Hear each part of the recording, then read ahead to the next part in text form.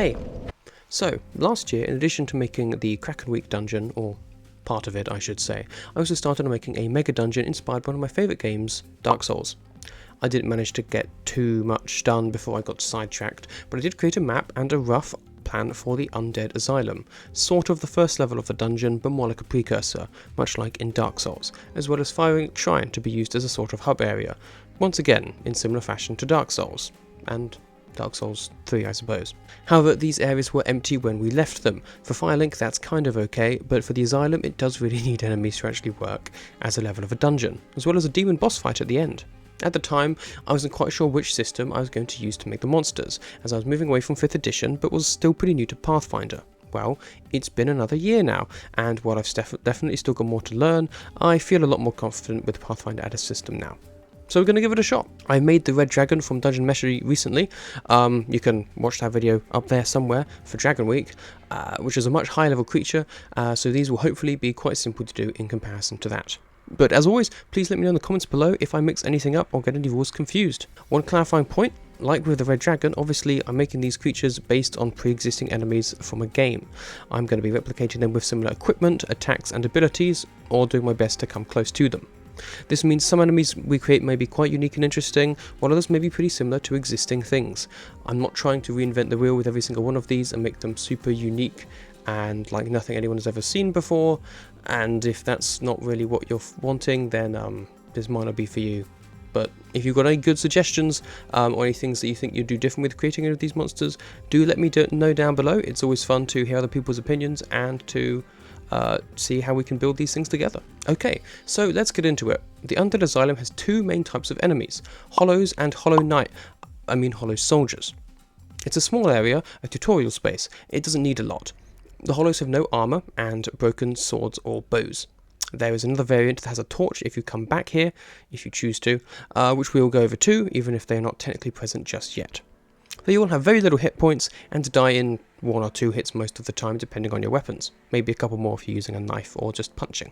We'll get more Hollow Soldiers later on. For now we only have one variant, which has a longsword and a shield. These guys have some armour, though still not a lot, and a fair chunk more health, 102 compared to 69.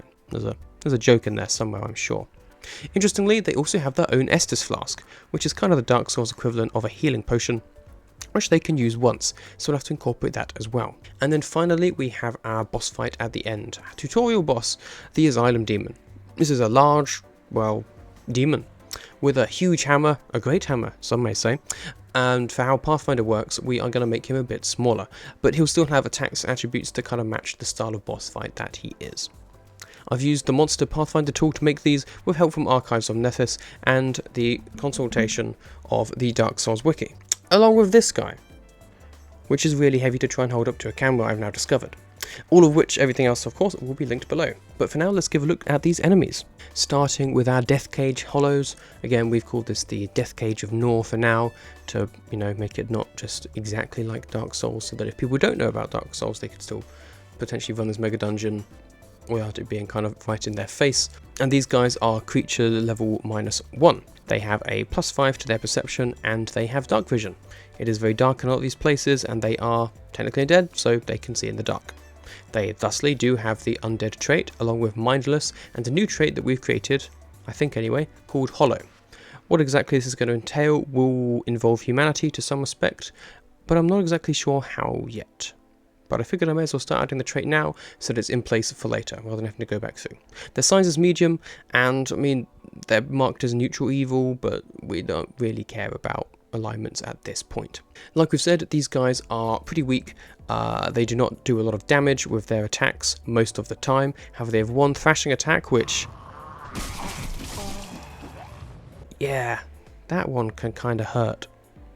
So their strength is +0, their dex +3, they're quite quick and can again move pretty fast when they want to. Their con is at a +2, these things are undead, they are resilient even if they aren't super strong, and then their intelligence, wisdom and charisma are all at a +0. They have a standard speed of 25 feet and a HP of 6, again 1 or 2 hits for most weapons will take these guys out. Their AC is pretty low at 12, and their fortitude saves are at a +5. Reflex are a bit higher at a +8. Will saves much lower at a +2. Though of course they are mindless, which means that not all mental effects are going to work on them. For melee, they have the broken straight sword. It is an agile weapon which has a +4 to hit, and it does a 1d4 +1 damage. It shouldn't do 1d4 +1 damage, it should do 1d4 damage, because they've not got any strength. Maybe we'll have to go back and change that. I thought I'd updated it, that's on me. For ranged, they have the short bow, which is a +6 to hit. They're a little bit better with those, and it's got a deadly d10 because it's a short bow with a range increment of 60 feet, reload 0. And that does 1d6 damage. Most enemies within actual Dark Souls would have one or the other. They either have the broken straight sword or they have the short bow. We're going to give them both just because that makes life a little bit easier. And then finally they have quick barrage, which only really applies if you've got the broken straight sword out.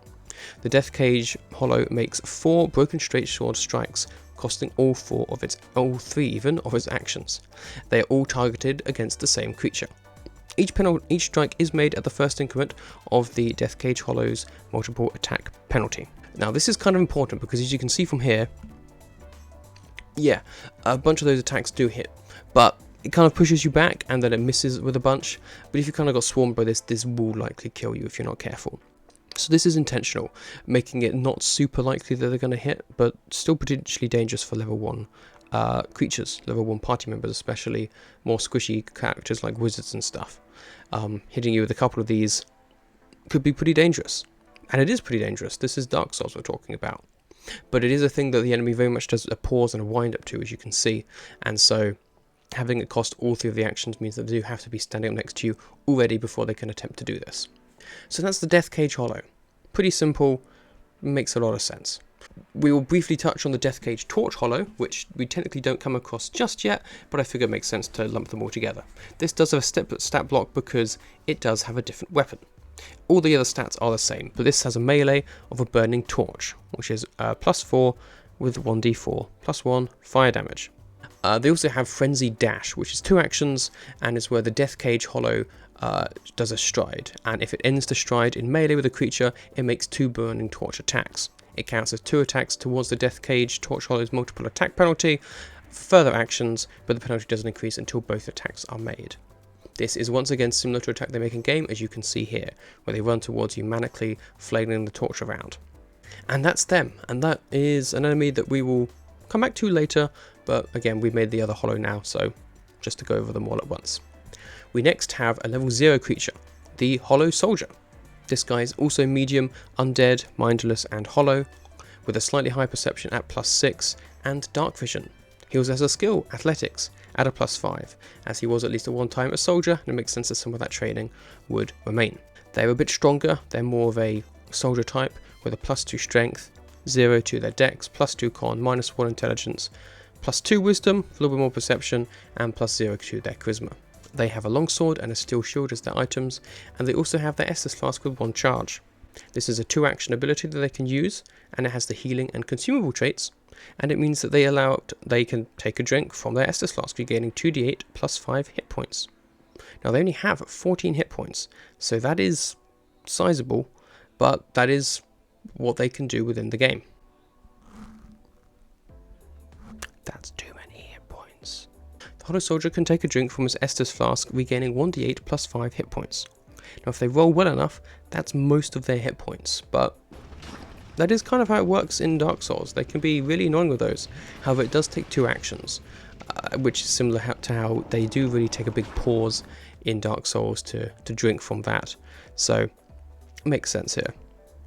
As for their AC and their hit points, we mentioned the hit points are 14, AC is much higher at a 19, and their fortitude saves are +9, for fortitude, reflex +6, will +3. So, slightly different from the others, these guys are a bit more bulky, have a bit more armor. Their speed is slower because their armor is heavier, they don't move too fast, as you can see here, with a 20 feet moving speed. They have a melee with a longsword, +8, versatile piercing or slashing damage for 1d8 +2, while their shield can also be used to do a shield bash attack at a +6, which has damage of 1d4 +2 bludgeoning. They also have a 1 action running stab, where they stride and then make a longsword strike, as you can see here.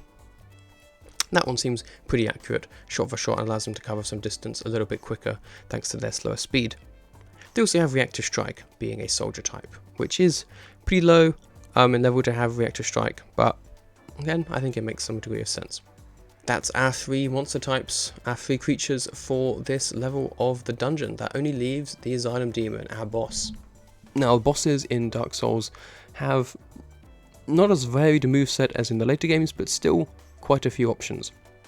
And obviously we're not going to give them all of the different attacks, the same like we did with the Hollows. However, we have added a couple of little bits and pieces.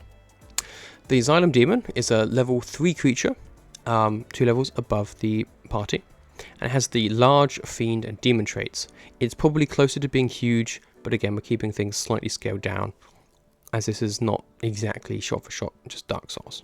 There's a Dark Souls TTRPG if you want to do that. This has a perception of +6, and no dark vision. Maybe he should have that. A strength of +5, dex of 0, con of +3, intelligence and wisdom of -1, charisma +1. And his items he has is a Demon's Great Hammer. His AC is 16, it's not super high, they're quite easy to hit, though not as easy as the Hollows, but his Fortitude saves are huge of +12, Reflex save is lowered to +6 as it's just a very big thing, and Will is at +9. They have 56 hit points and a weakness of 5 to fire. Now, if you've not played Souls games, that might seem a bit weird as this is a fiend. And indeed, even in Dark Souls, some of these demonic kind of creatures do live near fire, but this one, there's an item you can get called the Black Firebomb at the very start of the game, and these do a lot of damage to this guy, and that's just kind of a fun little nod to the fact that that's the case, and that if you're doing speedruns and stuff, that is a way you can very quickly dispatch this guy before you even go get your weapons proper. He also has a 2-action Flying Butt Slam, as that is an attack he does, and it's kind of a bit of a meme. I'd say it's quite familiar as one of his kind of iconic attacks where they fly up in the air and slam down. It's a very easy attack to get out of the way of as long as you're not completely out of sorts and not paying attention, so shouldn't be too difficult to deal with in actual Dark Souls. But here, the demon flies up into the air and then slams into the ground. It costs 2 actions, and each creature on the ground within 10 feet must succeed a DC 17 reflex save or fall prone and take 2d4 bludgeoning damage. This isn't basic save, this is just you either make it or you don't. And that's the Asylum Demon. He's got a great hammer, and he's got his Jaws attack. I've given him that. Obviously, he doesn't really have that in the standard, in actual Dark Souls, but this guy's a bit smaller, his jaws are a bit close to the ground, and they are very pronounced, so it makes sense to try to bite with them. They're slightly less likely to hit at a +10, but they are agile, and they do 1d6 +5 piercing, whereas the Demon Great Hammer is at a +12 for 1d10 +6 bludgeoning damage. That's a lot.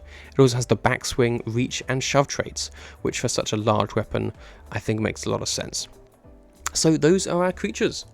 We have our Death Cage Torch Hollows, our Hollow Soldiers, and our Asylum Demons. We'll probably rename the Hollow Soldiers and Asylum Demons slightly in future to just differentiate them a little bit from actual Dark Souls, but I'm quite happy with them as a start.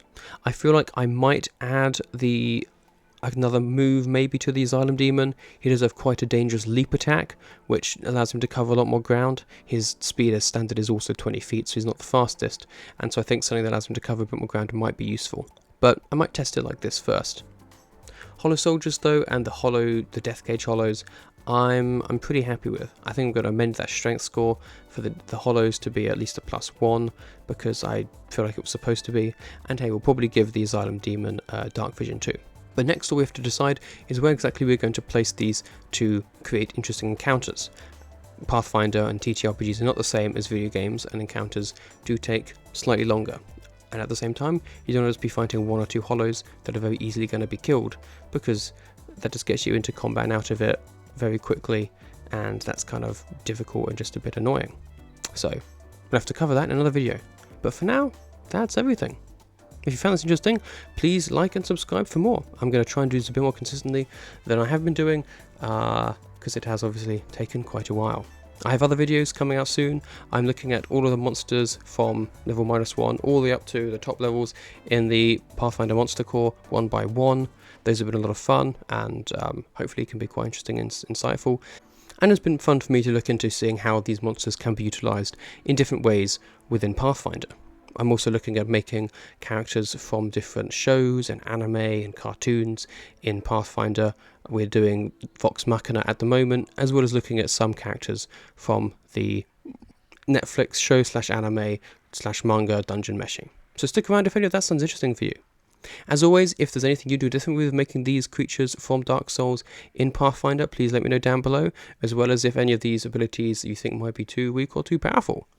Making monsters like this is something that there are plenty of resources for in Pathfinder, which help you get along the light lines, but it's still possible that I've muddled something up or got something confused. So, always appreciate the feedback. But that's it for now, that's it for this video. Thank you very much for watching. If you got this far, I really appreciate it. And hopefully, I'll see you again soon. But until then, goodbye.